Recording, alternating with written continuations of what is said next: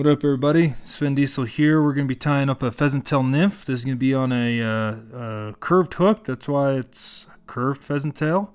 Pretty self-forward, and we're using a stealth hook. This is a C Series 14, C for curved, and we've got it in the vise. We've got a tungsten bead. This is Hareline gritty tungsten, just for a little bit of flash and a little bit different than a traditional brass bead or something like that. But we're using wax thread. This is 8/0 in red by Semperfli.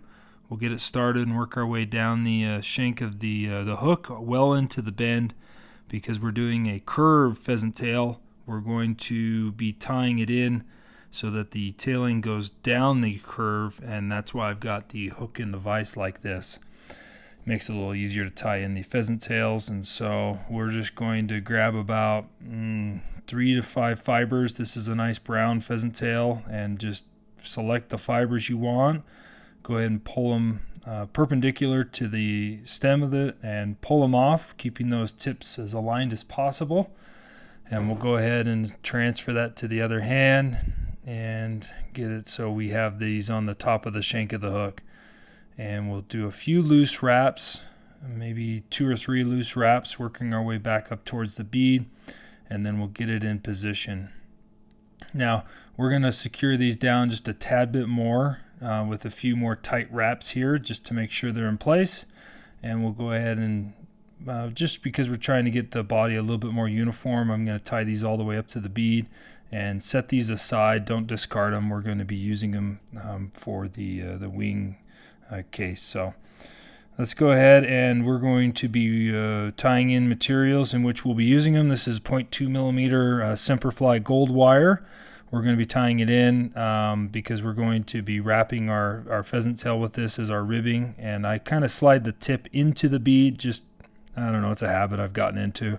And we'll work our way down the shank of this hook, and as we get to where the tailing is, I kind of work it a little bit over to the opposing side, so that first wrap is just money.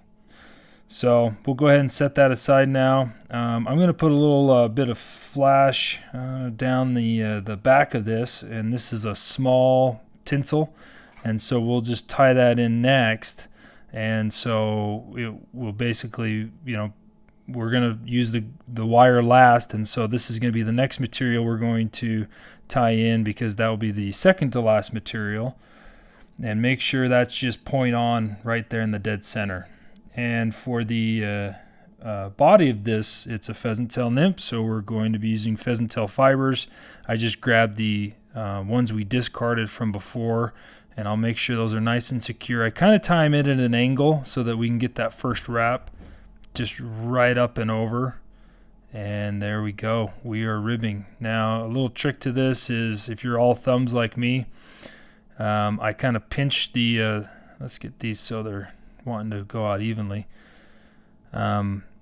If you're all thumbs, you can put these in hackle pliers, but what I kind of do is I transfer it like so. I put pressure, or I'll put my thumb on the actual body as I grab it with my other hand.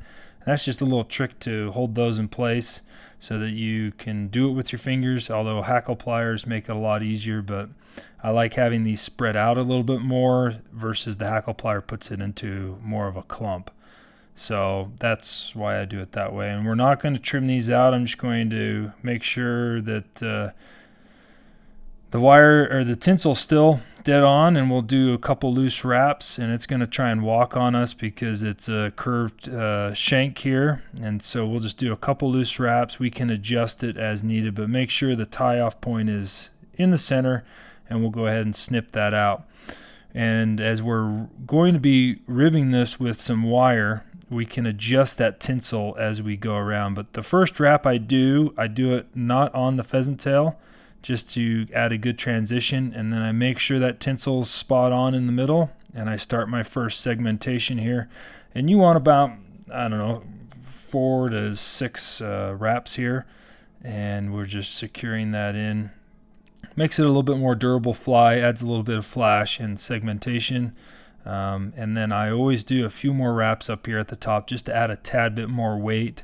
Another option to doing these pheasant tails is to add some lead wire under here, but I figure the tungsten gets it down pretty nice, and you can always oversize your tungsten. This is more to fit, in my opinion, not oversized. But check our tailing, check our tinsel. Everything looks good. And next step is we're going to be prepping for the wing case. And so I'm going to use a little bit, I think this is large tinsel, and I'm just going to tie it in right there on the top of the shank, dead center, and come back over some of our body that we've already done. I like to have about I don't know how much that is, maybe a 1/16 of an inch, 1/8 of an inch, and then we'll use our butt ends of the pheasant tail, and I'm going to tie in just a little bit more because I want a little bit more dense pheasant tail going across what we're going to be tying in as our legs and bugginess. So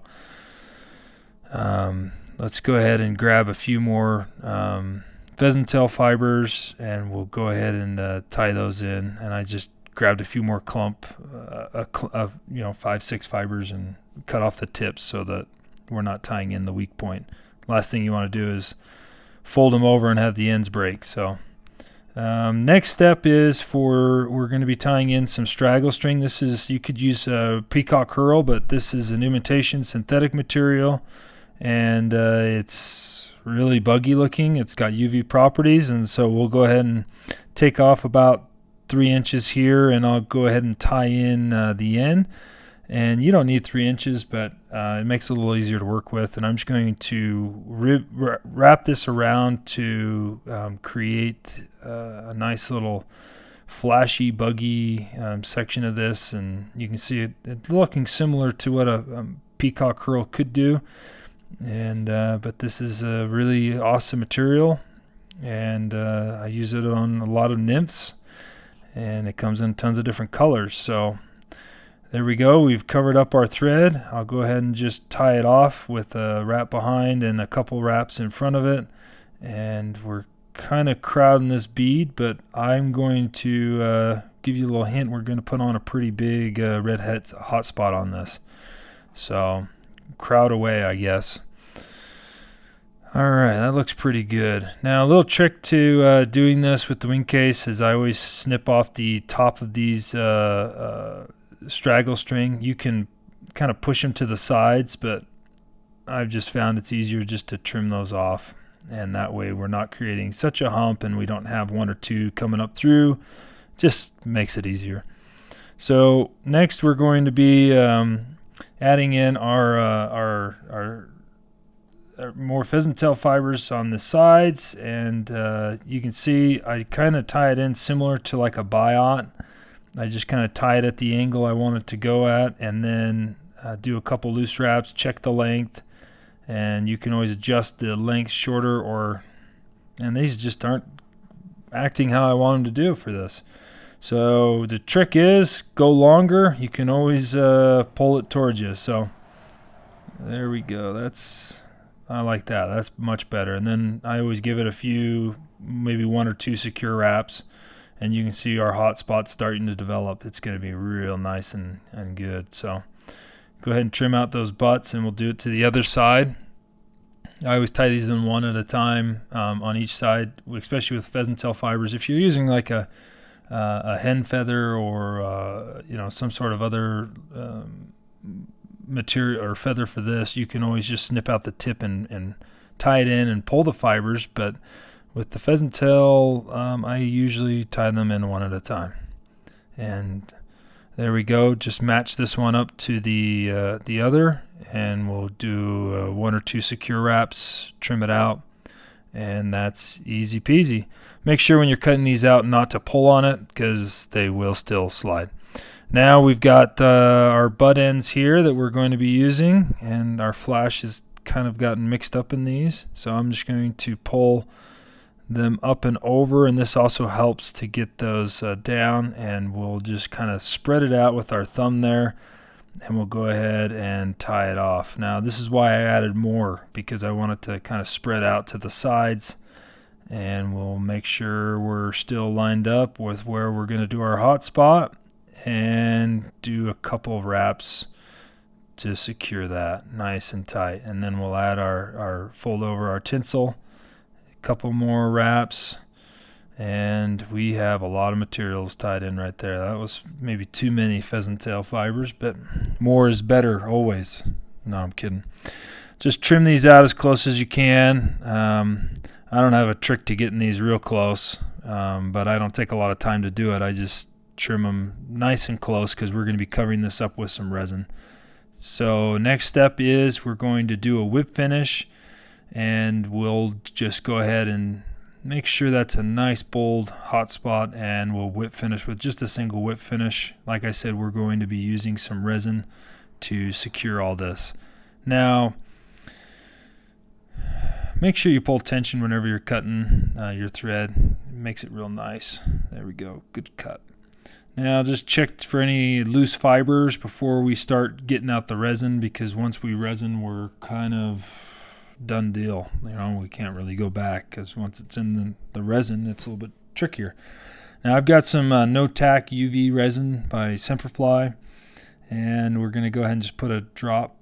And I forgot this bottle's almost out, so give me a second, let that seep down, and there we go, we're ready. So I'm using a little bit of I don't know what the density is. There's thinner and there's maybe thicker resins. This is kind of a medium, and I'm just using that. I'm pushing a little bit out as I'm adjusting it to where I want it to go. It will stay put, but I don't want this to be like a humpback. I want it to flow into the tail a little bit, but just a little bit of accenting that flash, holding it all together, and just be careful when you're trying to put it into the pheasant tail, the body. And I'm just working it around, and it gives me plenty of time, and so I like that. We'll go ahead and hit it with the UV, about 10 seconds worth, to get a good cure. I don't know if I need the full 10 seconds, but that's pretty much the fly. So there's a lot of different color combinations you can do, different colors of pheasant tail, different colors of straggle string. You can swap out the hot spot for different colors wire, but tie some up, fish them, and thanks for watching.